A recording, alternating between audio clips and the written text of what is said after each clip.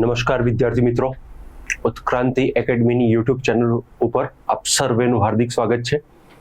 હવે આપણો આજનો ટોપિક છે ગુણોત્તર અને પ્રમાણ, રેશિયો એન્ડ પ્રપોર્શન.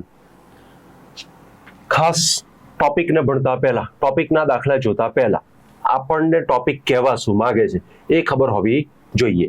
દાખલા તરીકે આપણો આજનો ટોપિક કયો છે? ગુણોત્તર અને પ્રમાણ. ગુણોત્તર જેને આપણે ઇંગ્લિશમાં શું કહીએ છીએ? રેશિયો. ગુણોત્તર ઇંગ્લિશમાં આપણે શું કહીએ છીએ? રેશિયો. પ્રમાણ ઇંગ્લિશમાં આપણે આને શું કહીએ છીએ? પ્રપોર્શન. હવે જુઓ, ગુણોત્તર પ્રમાણ ભણતા પહેલા તમને બેઝિક આ વસ્તુ ખબર હોવી જોઈએ કે ગણિતમાં ગુણોત્તર કોને કહેવાય છે અને ગણિતમાં પ્રમાણ કોને કહેવાય છે.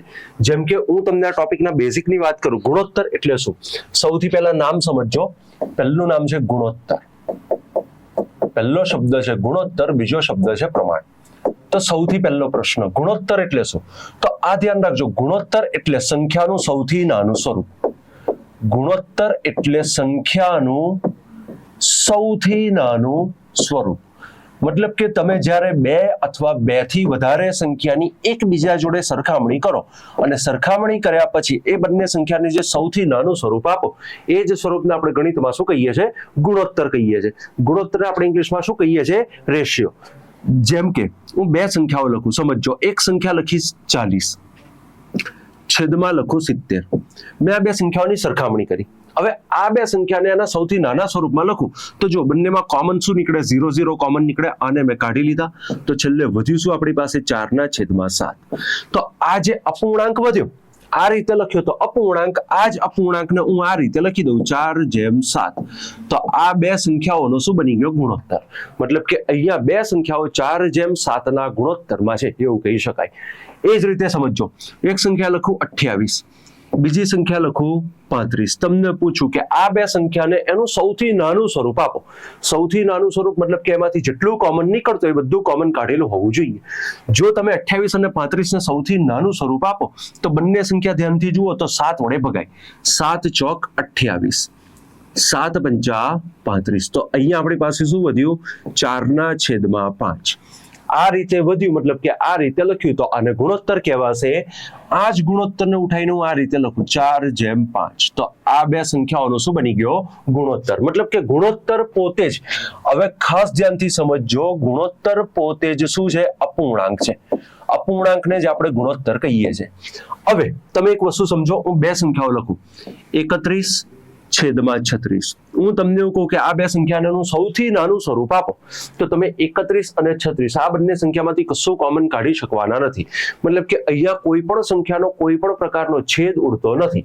તો આ રીતે આ બે સંખ્યાનો ગુણોત્તર પોતે જ કેટલો બની ગયો? 31/36 પોતે જ આ બંને સંખ્યાઓનો રેશિયો ગુણોત્તર બની જશે. તો આને આપણે ગુણોત્તર કહીએ છીએ. હવે બીજો સૌથી અગત્યનો પ્રશ્ન, પ્રમાણ એટલે શું? પ્રમાણ એટલે શું? હવે આ બાબતને થોડીક ધ્યાનથી સમજજો.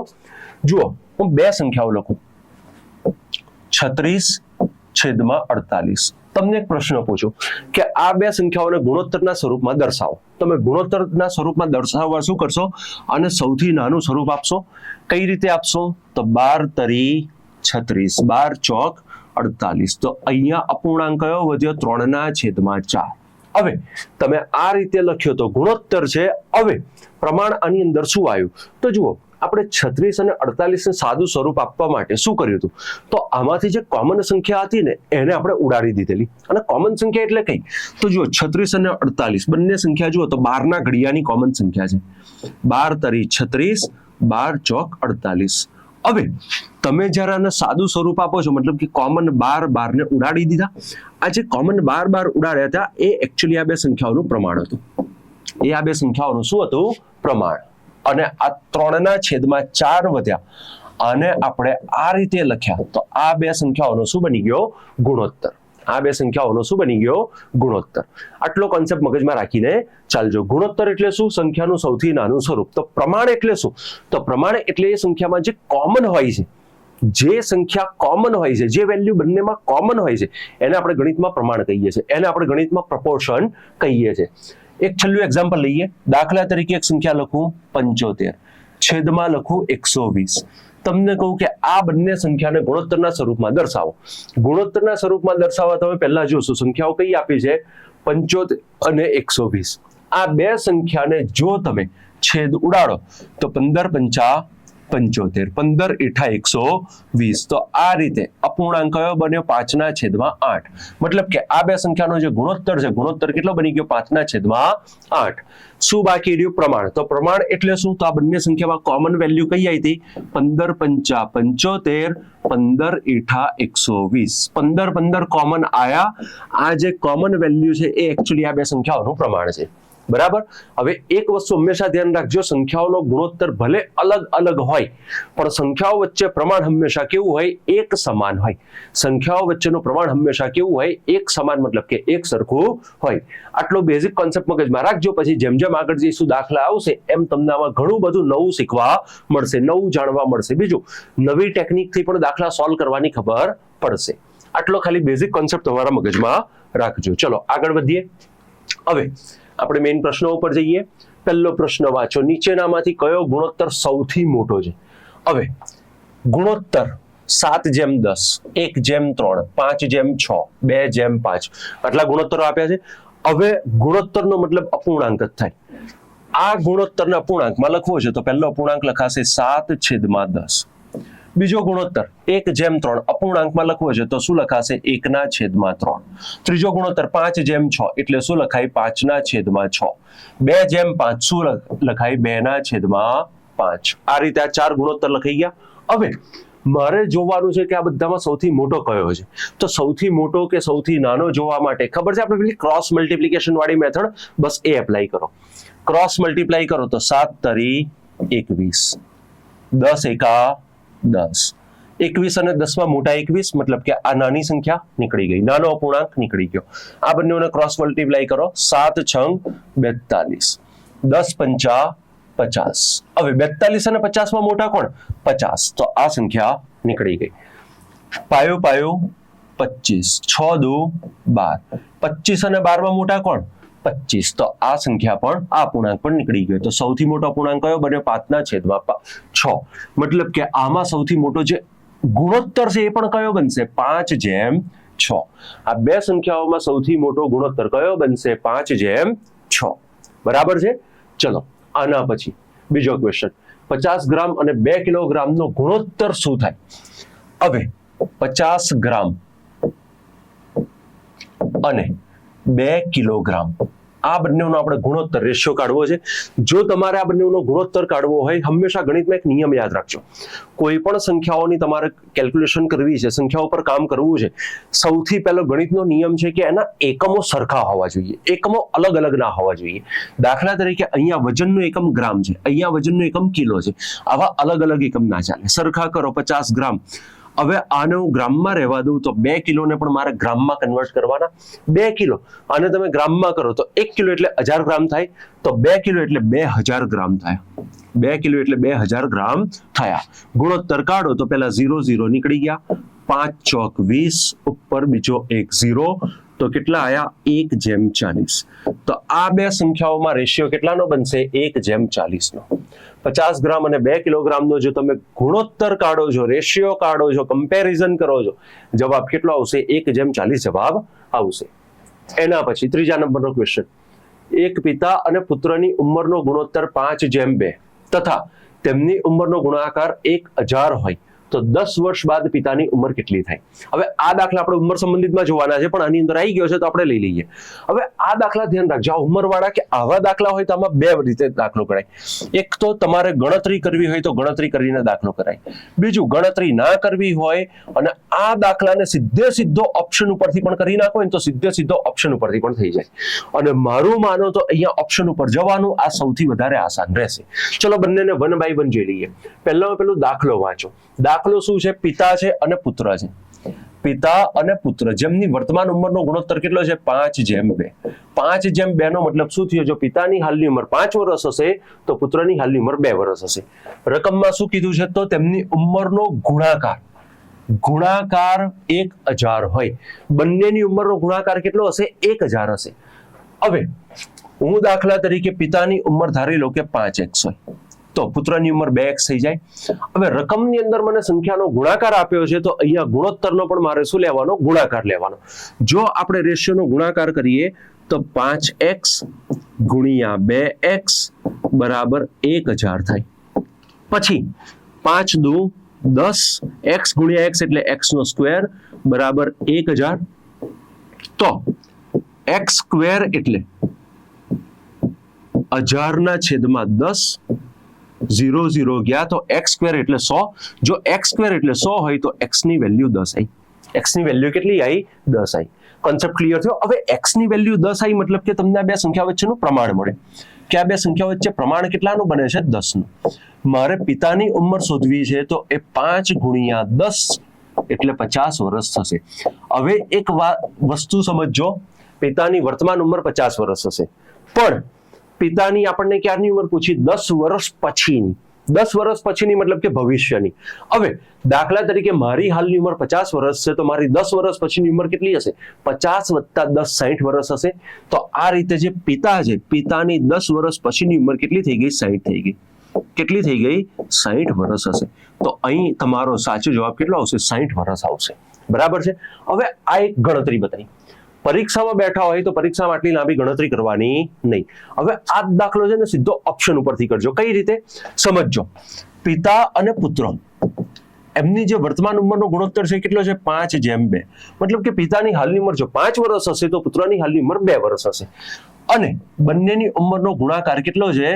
1000 છે. મતલબ કે પિતાની જે ઉંમર હશે અથવા પુત્રની જે ઉંમર હશે, અહીં આપણને પિતાની પૂછી છે એટલે આપણે ખાલી પિતાને જ જોવાના. પિતાની જે કંઈ પણ ઉંમર હશે ને ગુણાકાર 1000 છે. મતલબ કે ઉંમર, હાલની ઉંમર એવી હોવી જોઈએ કે જે 1000 ને ભાગી શકતી હોય. બરાબર? આ એક સિમ્પલ લોજિક થઈ ગયું. હવે દરેક ઓપ્શન જુઓ. હવે એટલું ધ્યાન રાખજો, મારે દરેક ઓપ્શનમાં છે ને 10 માઇનસ કરવાના થશે. મારે ઓપ્શન ચેક કરતા દરેક ઓપ્શનમાંથી પહેલા શું કરવું પડશે? 10 માઇનસ કરવા પડશે. કેમ? કારણ કે મને 10 વર્ષ પછીની ઉંમર પૂછી છે. મતલબ કે 4 ઓપ્શનમાં પિતાની હાલની ઉંમર નહીં આપી હોય, 10 વર્ષ પછીની આપી હશે. અને ગુણાકાર ક્યારનો આપ્યો છે? હાલની ઉંમરનો. તો હું દરેક ઓપ્શનમાંથી 10 માઇનસ કરીશ. બસ ખાલી એટલું જોવાનું કે જે મારો સાચો જવાબ છે એ 1000 ને ભાગી શકતો હોવો જોઈએ. દાખલા તરીકે પહેલો ઓપ્શન 50 વર્ષ. આ 50 માંથી હું 10 બાદ કરીશ. કેમ 10 બાદ કરીશ? સમજો છોકરાઓ. અહીંયા 50 વર્ષનો મતલબ એવો છે કે પિતાની 10 વર્ષ પછીની ઉંમર 50 વર્ષ છે. જો પિતાની 10 વર્ષ પછીની ઉંમર 50 વર્ષ હોય તો હાલની 50 - 10 40 હોય. 40 હોય, આટલી હોય. હવે સમજો છોકરાઓ, જો હું પિતાની હાલની ઉંમર 40 લઈ લઉં તો 40 નો કોઈ પણ સંખ્યા જોડે ગુણાકાર કરું ક્યારેય 1000 મળવાના નથી. 40 નો કોઈ પણ સંખ્યા જોડે ગુણાકાર કરો 1000 મળતા નથી. મતલબ કે આ ઓપ્શન મારો જવાબ ના હોય. બીજો ઓપ્શન લો 60 વર્ષ. મતલબ કે પિતાની 10 વર્ષ પછીની ઉંમર 60 વર્ષ છે તો હાલની 60 - 10 એટલે 50 હશે. હવે હું પિતાની હાલની ઉંમર 50 વર્ષ લઈ લઉં. હવે 50 ના ઘડિયાની અંદર 1000 આવે છે. મતલબ કે પિતાની હાલની ઉંમર 50 વર્ષ હોઈ શકે. જો હાલની 50 હોય તો દાખલામાં 10 વર્ષ પછીની પૂછી તો એ 60. મતલબ કે ઓપ્શન બી મારો જવાબ બની શકે. ઓપ્શન સી લઉં 80. જો પિતાની 10 વર્ષ પછીની ઉંમર 80 વર્ષ હોય તો હાલની ઉંમર 80 - 10 એટલે કે 70 વર્ષ હોય. હવે 70 નો ગુણાકાર તમે કોઈ પણ સંખ્યા જોડે કરો 1000 આવવાના નથી. 1000 થવાના નથી. મતલબ કે આ ઓપ્શન પણ જવાબ ના બને. ત્રીજો ઓપ્શન લઉં 100. 100 માંથી હું 10 બાદ કરી નાખું તો કેટલા આયા? 90. મતલબ કે પિતાની હાલની ઉંમર કેટલી હશે? 90. હવે માની લો હું પિતાની હાલની ઉંમર 90 વર્ષ લઈ લઉં તો 90 નો ગુણાકાર કોઈ પણ સંખ્યા જોડે કરીશ ક્યારેય 1000 આવતા નથી. મતલબ કે આ પણ શક્ય નથી. તો આ ઓપ્શન પણ નીકળી ગયો. તો તમે સીધા તુક્કા મારો તો સીધો જવાબ તમારો શું બની જાય? ઓપ્શન બી બની જાય. અહીં તમારો જવાબ શું બની જાય? ઓપ્શન બી સીધો તમારો ડાયરેક્ટ જવાબ બની જશે. બરાબર છે. તો આવા ક્વેશ્ચનમાં ગણતરી કરવાની જગ્યાએ આપણે ઉપયોગ શેનો કરવાનો? ઓપ્શનનો. ચલો આના પછીનો ક્વેશ્ચન, a/b = 2/3, a/c = 1/2. તો b/c બરાબર કેટલા? હવે આ પ્રશ્ન કહેવા શું માંગે છે પહેલા એ સમજો. મતલબ કે a અને b નો જો રેશિયો કાઢો તો 2/3 થાય છે.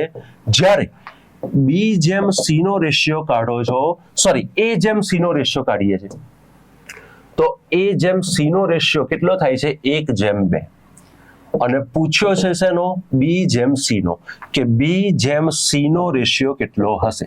હવે આ પ્રમાણે જોવા જઈએ તો સૌથી પહેલા ડબલ રેશિયો આપ્યા છે અને મારે સિંગલ રેશિયોમાં કન્વર્ટ કરવા પડે. હવે સિંગલ રેશિયોમાં કન્વર્ટ કરવા માટે ઘણી બધી મેથડો છે. ઘણા લોકોને અપૂર્ણાંકની રીતે લેતા હોય છે, ઘણા લોકો કંઈક લસા લઈને સોલ્વ કરતા હોય છે, પણ એવું ના કરવું હોય તો હું તમને એક સિમ્પલ રસ્તો આપું. હવે હમણાં 2 મિનિટ આ ક્વેશ્ચન મૂકી દેજો, હું તમને બીજો ક્વેશ્ચન આપું. સમજો, મને દાખલા તરીકે આવો ગુણોત્તર આપે કે A/B બરાબર 2/5 અને B/C બરાબર 4/7, તો A/B/C બરાબર કેટલા હોય? દાખલા તરીકે મને આવો પ્રશ્ન પૂછ્યો હોય તો આ દાખલાને હું ડાયરેક્ટ સોલ્વ કરવા શું કરીશ ખબર છે? આમાં હું તમને એક સિમ્પલ મેથડ શીખવાડું, ખાલી જગ્યા પૂરો. બસ તમને ખાલી જગ્યા પૂરતા આવડવી જોઈએ.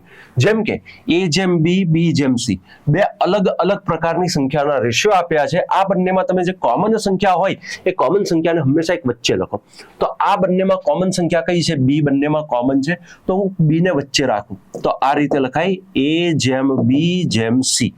આ રીતે કોમન વેલ્યુ વચ્ચે રખાય. B કોમન છે એટલે એને વચ્ચે રાખ્યા. હવે ખાલી ગુણોત્તર લખો તો A/B નો ગુણોત્તર કેટલો છે? 2/5. હવે C નો ગુણોત્તર મને નથી આપ્યો તો એની ખાલી જગ્યા એક્ઝેક્ટ એની નીચે B/C નો ગુણોત્તર લખો કેટલો? 4/7. અહીંયા A નો ગુણોત્તર નથી આપ્યો તો ખાલી જગ્યા. બરાબર છે. હવે એટલું યાદ રાખવાનું, જ્યાં ખાલી જગ્યા છે ને ત્યાં એક્ઝેક્ટ એની બાજુવાળો નંબર લખવાનો. જેમ કે અહીંયા ખાલી જગ્યા છે તો અહીંયા કેટલા છે? 5, તો અહીંયા કેટલા લખાશે? 5. અહીં ખાલી જગ્યા છે, બાજુમાં કેટલા છે? 4, આ 4 બેઠા અહીંયા લખી નાખો તો અહીંયા કેટલા લખાયા? 4, આ 5 અહીં.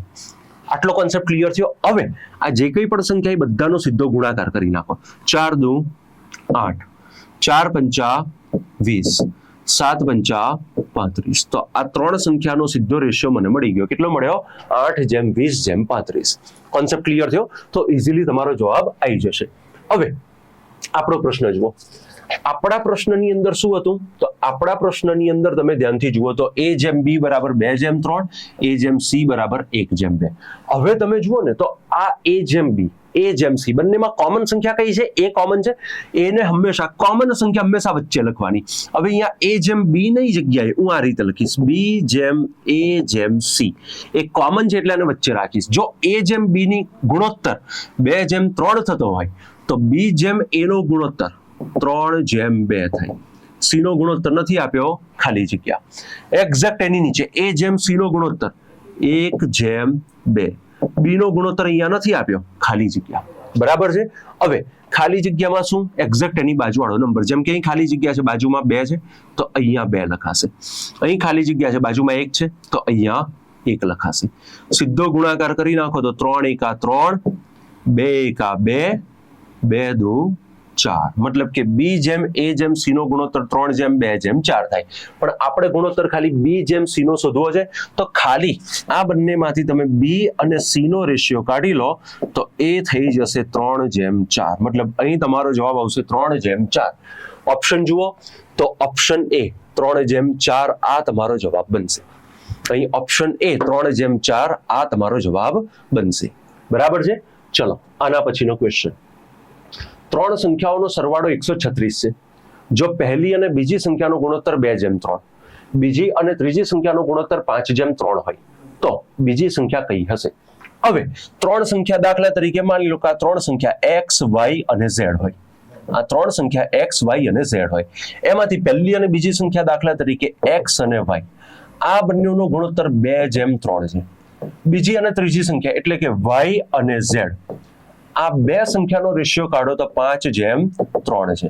તો આપણે બીજી સંખ્યા શોધવાની છે. હવે બે અલગ અલગ ડબલ રેશિયો આપ્યા છે અને સિંગલમાં કન્વર્ટ કરવા છે. ખાલી જગ્યા વાળી મેથડ એપ્લાય કરો કે ત્રણ સંખ્યા હોય x, y અને z. એમાં x અને y નો ગુણોત્તર 2/3, z નો ગુણોત્તર નથી તો ખાલી જગ્યા. y અને z નો ગુણોત્તર 5/3. અહીંયા x નો ગુણોત્તર નથી તો એની ખાલી જગ્યા. ખાલી જગ્યામાં ખાલી શું કરવાનું? એક્ઝેક્ટ એની બાજુવાળો નંબર. અહીંયા કેટલા લખાશે? 3. અહીંયા કેટલા લખાશે? 5. બંનેનો શું થશે? ગુણાકાર.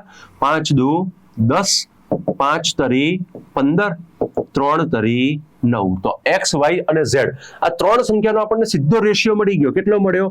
10:15:9. આનો મતલબ શું થયો?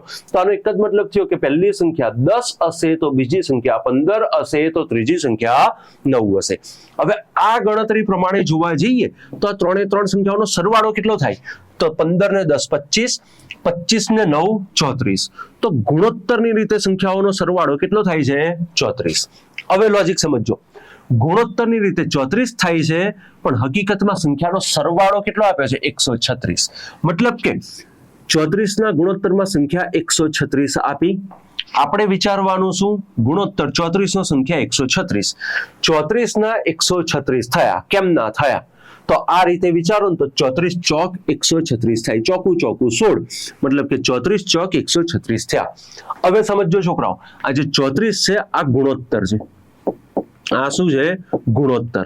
136 શું છે? સંખ્યા.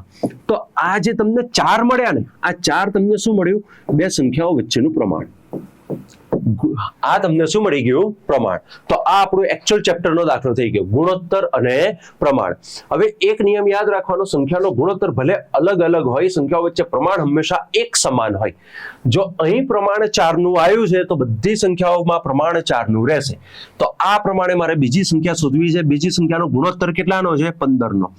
15 નો ગુણોત્તર 4 નું પ્રમાણ, તો 15 ચોક 60. તો આનો મતલબ બીજી સંખ્યા 60 હશે. તો અહીં આપણો જવાબ શું બનશે? ઓપ્શન સી 60 જવાબ બનશે. બરાબર છે? ચલો, 6થા નંબરનો દાખલો. હવે આ દાખલો ખાસ સમજો. a + b ભાગ્યા 5. હવે a + b ભાગ્યા 5 છે ને, આને જો તમે, અથવા ચલો પછી બધાને સમજીએ. બીજું b + c ભાગ્યા 6 બરાબર c + a ભાગ્યા 7 બધાના બરાબર 0 હોય તો આપણે a જેમ b જેમ c શોધવાના છે. હવે આ દાખલો તમને પહેલા કન્ફ્યુઝ કરી શકે એવો છે, એટલે આને ખાસ ધ્યાનથી સમજજો. હવે જુઓ, a + b ભાગ્યા 5 આનો મતલબ એવો થાય, આનો પહેલો મતલબ એવો થાય કે a + b બરાબર, જો હવે આને એકદમ સાદા રૂપમાં લખું તો a + b બરાબર 5 થાય, b + c બરાબર 6 થાય, c + a બરાબર 7 થાય. હવે મારે 3 ની કિંમત કાઢવી પડશે. હવે 3 ની કિંમત કાઢવી હોય, સૌથી પહેલા હું આ બધાનો સરવાળો કરું તો a + b + c. હવે જો હું આ બધાનો સરવાળો કરું ને તો અહીંયા 2 વખત a, 2 વખત b અને 2 વખત c, બધાનો સરવાળો 6 ને 5 11 ને 7 18 થાય. તો a, b અને c આ ત્રણનો સરવાળો કેટલો થાય? 18 ભાગ્યા 2 એટલે 9 થાય. તો હવે જો આપણને a + b + c બરાબર 9 મળી ગયા.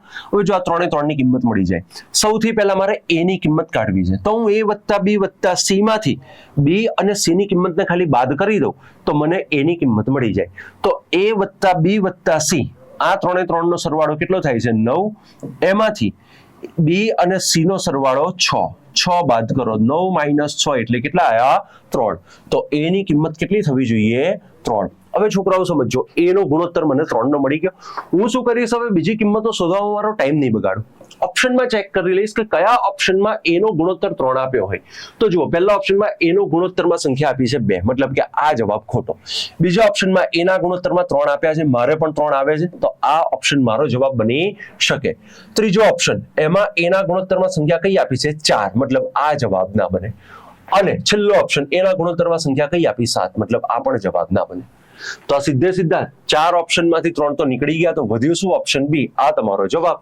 પછી આપણે બી અને સી ને શોધવાની કોઈ જરૂર નથી, એના માટે ટાઈમ બગાડવાની પણ જરૂર નથી. બરાબર છે?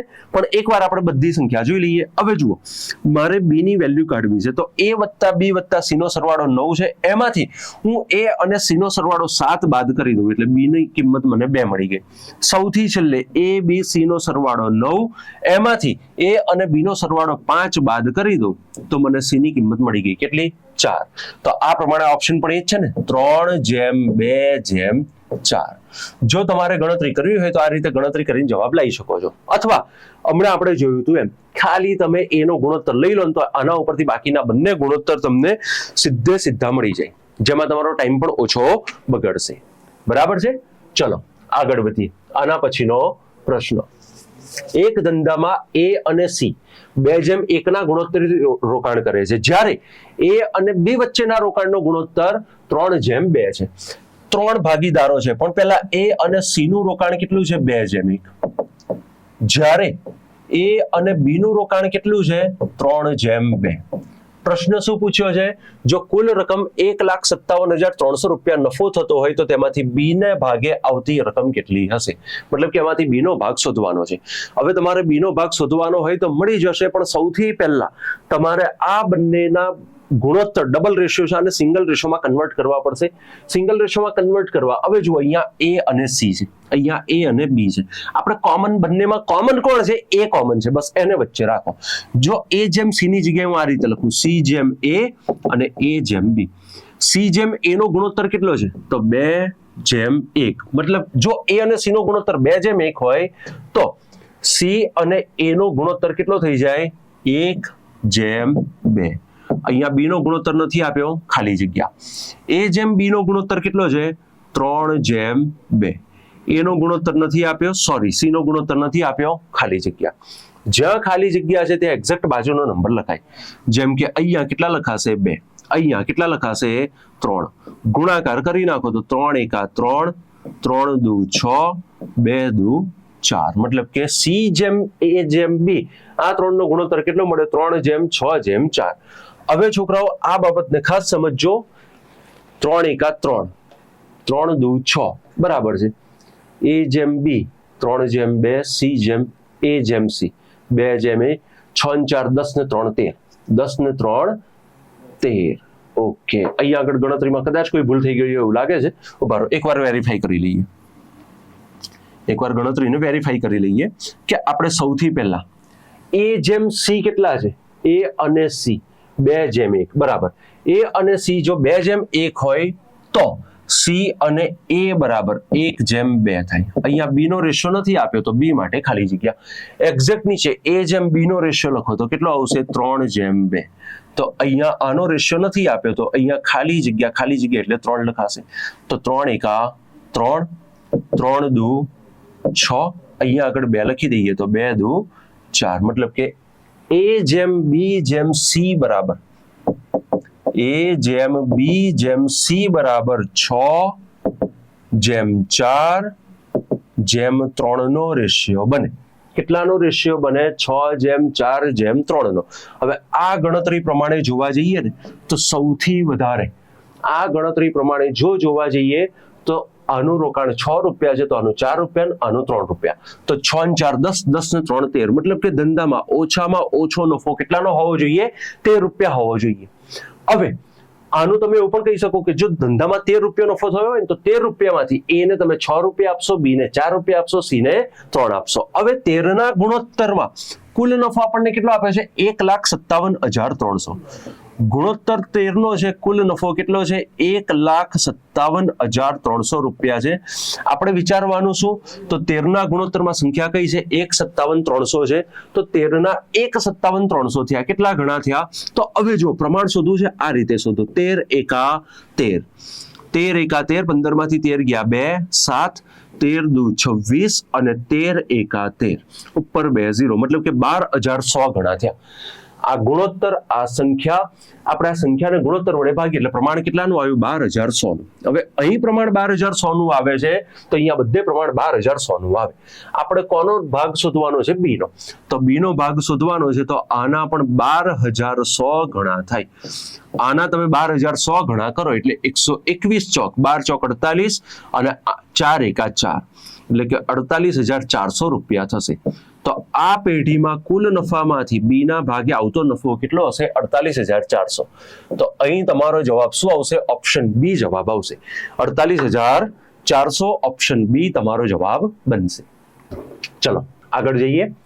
આના પછીનો ક્વેશ્ચન, જો 2A બરાબર 3B હોય, જો 2A બરાબર 3B થતા હોય તો આપણે શોધવાનું શું છે? A જેમ B બરાબર કેટલા હશે? હવે 2A બરાબર 3B છે તો આનો સિમ્પલ મતલબ એવો થાય કે A ના 2 ગણા બરાબર B ના 3 ગણા છે. હવે અહીંયાથી ગુણોત્તર કાઢવો હોય તો સીધો નીકળે A/B બરાબર સંખ્યા એક બાજુ શબ્દો બીજી બાજુ. તો B આ બાજુ આવી ગયા તો 2 પેલી બાજુ જાય તો અહીંયા લખાશે કેટલા 3/2. તો A/B બરાબર કેટલા થઈ જશે 3/2. તો આપણો જવાબ આવશે ઓપ્શન A 3/2. બરાબર છે. ચલો આના પછીનો દાખલો. સંખ્યાઓ આપી છે 0.04 જેમ 0.005 નો ખાસ શબ્દ ધ્યાનથી જોજો વર્ગ ગુણોત્તર પૂછ્યો છે. હવે જો 0.04 ભાગ્યા 0.005 આ રીતે છે. હવે જો જ્યારે પણ આવા પોઈન્ટમાં સંખ્યાઓ આપીએ ને ત્યારે આમાં છેદ ઉડાડવા થોડાક અઘરા પડે તો આને સાદું રૂપ આપો. હવે સમજો મારે ઉપર 0.04 છે આને સાદા રૂપમાં ખાલી 4 લખવા હોય તો 4 લખાય. હવે સમજો જો મેં ઉપર 4 લખ્યા આનો મતલબ શું થયો મેં 0.04 ને 100 વડે ગુણ્યા છે ત્યારે જ આ 0.04 માંથી 4 થયા હશે. ગણિતનો એક નિયમ છે જો અહીં ઉપર 100 ગણા કર્યા તો નીચે પણ 100 એકા 100 થઈ જશે. તો 0.04 આ પૂર્ણાંકને મેં એકદમ સાદા પૂર્ણાંકમાં લખ્યો તો શું લખાયો 4/100. હવે નીચે છેદમાં કેટલા છે 0.005 છે અને હું 5 લખી દઉં મતલબ કે આનો ગુણાકાર મેં 1000 જોડે કર્યો. જો નીચે 1000 વડે ગુણ્યા હોય તો ઉપર પણ 1000 વડે ગુણાય તો ઉપર પણ 1000 વડે ગુણી નાખીશું. હવે અહીંથી 2 0 ગયા અહીંથી 2 0 ગયા 5 ભાગ ચલાવો તો 5 દુ 10 થઈ ગયા તો ઉપર કેટલા વધ્યા 8. નીચે કશું જ નથી વધ્યું મતલબ નીચે 1 હશે. તો આ ગુણોત્તર 8 જેમ 1 આવ્યો. પણ મને કયો ગુણોત્તર પૂછ્યો છે એના વર્ગનો ગુણોત્તર સ્ક્વેરનો રેશિયો. તો આ બંનેનો હું શું કરી નાખીશ વર્ગ. 8 નો વર્ગ થશે 64 1 નો વર્ગ થશે 1. મારો જવાબ બનશે 64/1. ઓપ્શન બી 64/1 મારો જવાબ બનશે. બરાબર છે. ચલો આના પછીનો ક્વેશ્ચન 1/2 3/5 અને 5/9 નો મિશ્ર ગુણોત્તર શોધો. કયો ગુણોત્તર મિશ્ર ગુણોત્તર. મિશ્ર ગુણોત્તર એટલે બધી સંખ્યાઓને ભેગી કરી નાખો તો રેશિયો કેટલાનો બને. હવે જો 1/2 એને અપૂર્ણાંકમાં લખો તો 1/2 મિશ્ર ગુણોત્તર છે એટલે ગુણાકાર 3/5 3/5 ગુણ્યા 5/9 એટલે 5/9. હવે 5 5 ગયા 3 તરી 9 થઈ ગયા તો વધ્યા કેટલા ઉપર 1 નીચે 3 દુ 6 1/6 એટલે રેશિયો બની ગયો 1/6. તો અહીં તમારો જવાબ 1/6 આવશે. ઓપ્શન એ 1/6 આપણો જવાબ બનશે. બરાબર છે.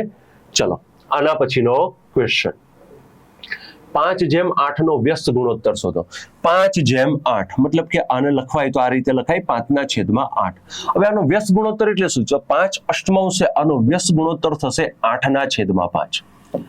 આનો વ્યસ્ત ગુણોત્તર કેટલો થશે 8/5. 8/5 એટલે 8/5 જવાબ આવે. જવાબ આવશે ઓપ્શન એ. આના પછી 3/5 નો ઘન ગુણોત્તર શોધો. ઘન ગુણોત્તર એટલે 3 નો ઘન ભાગ્યા 5 નો ઘન. 3 નો ઘન કરો તો 27, 5 નો ઘન કરો તો 125. તમારો જવાબ બને 27/125. ઓપ્શન એ 27/125 તમારો જવાબ બનશે. આના પછી ત્રિકોણના ખૂણાઓનો ગુણોત્તર 2/3/4 છે. જો તેમાં સૌથી નાના સૌથી મોટા ખૂણાનો સરવાળો કેટલો થાય?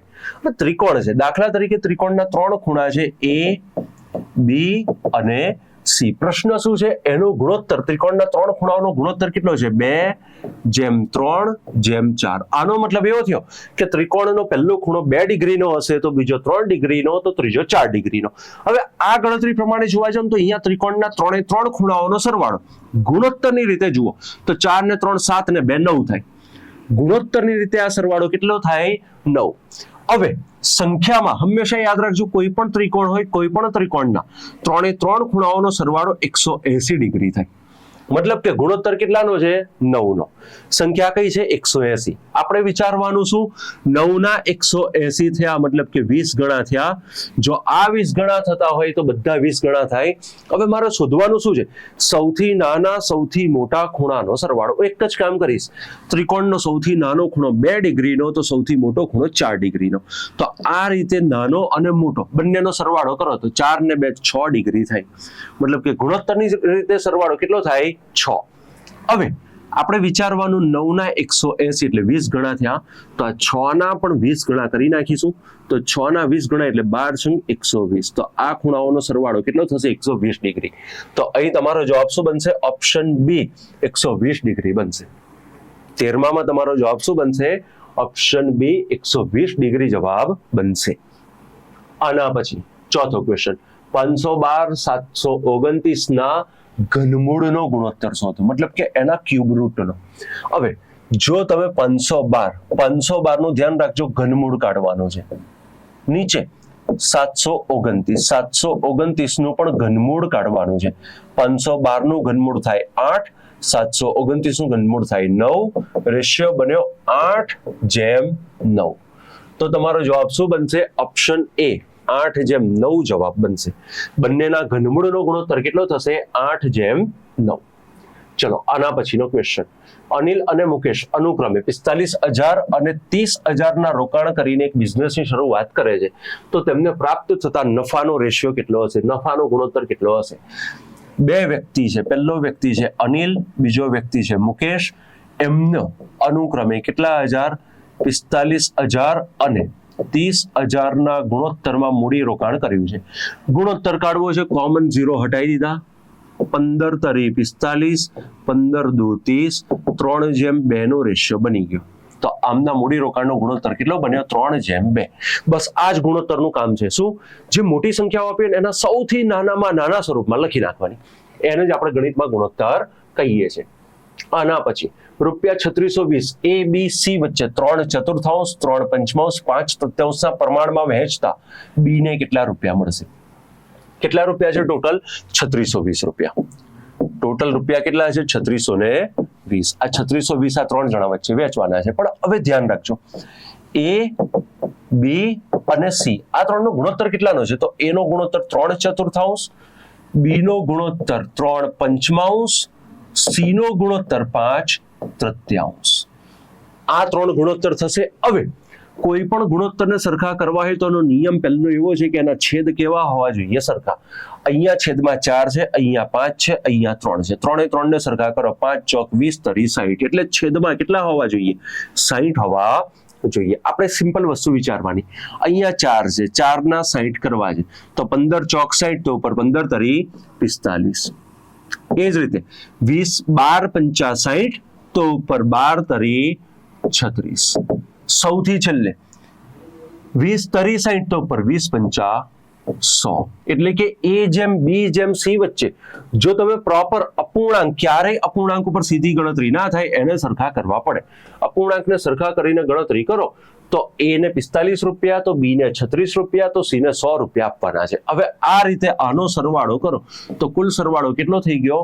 તો 100 ને 40 140 અને 30 170, એની ઉપર 6 ને 5 11, એટલે 170 ને 11 181. ગુણોત્તરની રીતે કુલ રૂપિયા કેટલા થવા જોઈએ? 181. સંખ્યાની રીતે કેટલા આપ્યા છે? 3620. તો આપણે વિચારવાનું શું? 181 ના 3620 રૂપિયા થયા, મતલબ કે 3620 રૂપિયા થયા. કેટલા ગણા થયા? જો તમે આ રીતે જોવા જાવ તો 18 દુ 36 અને 18 એકા 18, 2 એકા 2, એટલે કે આ 20 ગણા થાય છે. પ્રમાણ કેટલાનું આવ્યું? 20 નું. સમજો છોકરાઓ, અહીંયા જો પ્રમાણ 20 નું આવ્યું હોય તો પછી બધે પ્રમાણ 20 નું આવે. આપણે કઈ બી નું શોધવાનું છે? તો 36 ના પણ 20 ગણા થઈ જાય.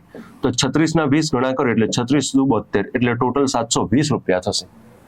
ટોટલ કેટલા રૂપિયા થશે? 720 રૂપિયા થશે. બરાબર છે. ચલો આગળ વધીએ. આના પછી A/B બરાબર B/C બરાબર C/D બરાબર 2:3 થતા હોય તો 2600 રૂપિયા ABCD વચ્ચે વેચતા એને કેટલા રૂપિયા પ્રાપ્ત થાય? એને કેટલા રૂપિયા મળશે? હવે આ દાખલો સમજો. આ રીતે છે, A/B બરાબર મતલબ કે A જેમ B, B/C બરાબર મતલબ કે B જેમ C, અને C/D બરાબર મતલબ કે C જેમ D બરાબર કેટલા છે? 2/3 છે. તો આ રીતે જોવા જઈએ, બધાને સરખા કરવા છે તો આ રીતે આપણે લખીશું A, B, C અને D. હવે એમાં આ બધાનો ગુણોત્તર કેટલો છે? 2:3. મતલબ કે એક A જેમ B બરાબર પણ 2:3 છે. અહીંયા C અને D ની વેલ્યુ આપી નથી, તો ખાલી જગ્યા. આ ટ્રિપલ રેશિયો છે, એને આપણે સિંગલમાં કન્વર્ટ કરવાનો છે. બી અપન સી બરાબર 2/3, મતલબ કે બી જેમ સી બરાબર પણ 2/3 હોય તો અહીંયા ડી અને એ માટે ખાલી જગ્યા. સૌથી છેલ્લે સી અપન ડી બરાબર પણ 2/3, મતલબ કે અહીંયા સી અને ડી બરાબર 2/3 તો અહીંયા બી અને એ માટે પણ ખાલી જગ્યા. આટલો કોન્સેપ્ટ ક્લિયર થયો તમારો? હવે આપણે હંમેશા એટલું યાદ રાખવાનું, જ્યાં ખાલી જગ્યા હોય ને ત્યાં એક્ઝેક્ટ એની બાજુવાળો નંબર લખાય. અહીંયા ખાલી જગ્યા છે તો અહીંયા કેટલા લખાશે? 3. તો અહીંયા પણ લખાશે 3, અહીંયા 3, તો અહીંયા 2, અહીંયા ખાલી જગ્યા છે તો બાજુમાં 2 અને અહીંયા પણ 2. આ ટ્રિપલ રેશિયોને આપણે સિંગલમાં કન્વર્ટ કરીએ, ગુણાકાર કરીએ. 2 દુ 4, 4 દુ 8, 2 દુ 4, 4 તરી 12, 3 દુ 6, 6 તરી 18, 3 તરી 9, 9 તરી 27. તો એ જેમ બી જેમ સી જેમ ડી નો ગુણોત્તર કેટલો મળશે? 8 જેમ 12 જેમ 18 જેમ 27. આપણે કેટલા રૂપિયા વહેંચવાના છે? 2600.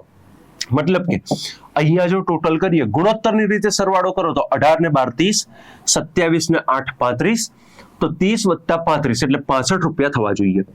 ગુણોત્તરની રીતે રકમ કેટલા રૂપિયા થવી જોઈએ? 65 રૂપિયા. પણ આપી છે કેટલી? 2600. મતલબ કે 65 ના ગુણોત્તરમાં રકમ કેટલી આપી આપણને? 2600. આપણે વિચારવાનું શું? 65 ના 2600 થયા, મતલબ કેટલા ગણા થયા? તો 65 દુ 130 અને 65 ચોક 260, મતલબ કે આ રીતે જોવા જાવ તો 40 ગણા થયા. કેટલા ગણા થયા? 40 ગણા. જો અહીં 40 ગણા થતા હોય તો અહીંયા પણ 40 ગણા થાય. તો એનો ગુણોત્તર 8 નો, પ્રમાણ 40 નું, 40 ઈઠા કેટલા થયા? 320. 8 ચોક 32 એટલે 40 ઈઠા 320. તો એના ભાગે આવતી રકમ કેટલી હશે? ઓપ્શન બી 320 રૂપિયા હશે. કે આમાંથી એના ભાગે કેટલા રૂપિયા આવશે? 320 રૂપિયા આવશે. ચલો આના પછીનો દાખલો 18મો. જો એ જેમ બી બરાબર 2/3, બી જેમ સી બરાબર 2/5 અને સી જેમ ડી બરાબર 3/4 થતા હોય તો આપણે ખાલી એ જેમ ડી નું મૂલ્ય શોધવાનું છે. મતલબ કે અહીંયા ટ્રિપલ રેશિયો આપ્યા છે, એને કન્વર્ટ કરવાના છે સિંગલ રેશિયોમાં. એ જેમ બી બરાબર છે 2/3, બી જેમ સી બરાબર છે 2/5, સૌથી છેલ્લે સી જેમ ડી બરાબર છે 3/4. તો આપણે એ, બી, સી અને ડી ચારે ચારનો ગુણોત્તર શોધવાનો છે. સરખા કરીએ તો એ જેમ બી બરાબર 2/3, તો સી અને ડી બરાબર ખાલી જગ્યા. બીજો બી જેમ સી બરાબર 2/5, તો અહીંયા ડી અને એ બરાબર ખાલી જગ્યા. સૌથી છેલ્લે સી જેમ ડી બરાબર 3/4, તો અહીંયા બી અને એ બરાબર ખાલી જગ્યા. બરાબર છે? હવે ટ્રિપલ રેશિયોને સરખા કરવા છે એટલું યાદ રાખવાનું, ખાલી જગ્યામાં એક્ઝેક્ટ બાજુનો નંબર લખી નાખો. અહીંયા 3 છે તો અહીંયા પણ કેટલા લખાશે? 3. અહીંયા પણ કેટલા લખાશે? 3. અહીંયા 5, અહીંયા બાજુમાં 2 છે તો અહીંયા 2, અહીંયા 3 તો અહીંયા પણ 3 ને અહીંયા પણ 3. હવે બધાનો ગુણાકાર કરી નાખો. 3 દુ 6 દુ 12, 3 દુ 6 તરી 18, 3 પંચા 15 તરી 45, 4 પંચા 20 તરી 60. આમાંથી આપણે રેશિયો કોનો જોઈએ છે? ખાલી એ જેમ ડી નો. તો એ જેમ ડી, એ ની કિંમત 12 હતી તો ડી ની કિંમત 60 છે. તો 12 પંચા 60 થાય. 12 પંચા 60 એટલે 1/5 થશે. કેટલું થશે? 1/5. તો અહીં તમારો જવાબ શું બનશે? ઓપ્શન એ 1/5 જવાબ બનશે. બરાબર છે? ચલો આગળ વધીએ. બે જુદા જુદા મિશ્રણમાં આલ્કોહોલનું પ્રમાણ 15% અને 40% છે. આ બંને મિશ્રણને કયા ગુણોત્તરમાં ભેગા કરવામાં આવે જેથી નવા મિશ્રણમાં આલ્કોહોલનું પ્રમાણ 20% થાય? હવે ધ્યાન રાખજો, આ જે દાખલો છે ને એકચ્યુઅલી આપણે રેશિયો પ્રોપોર્શનમાં આવી ગયો છે, પણ એકચ્યુઅલી આ દાખલો મિશ્રણના નિયમનો છે, સંમિશ્રણનો, મિક્સર એન્ડ એલિગેશનનો છે.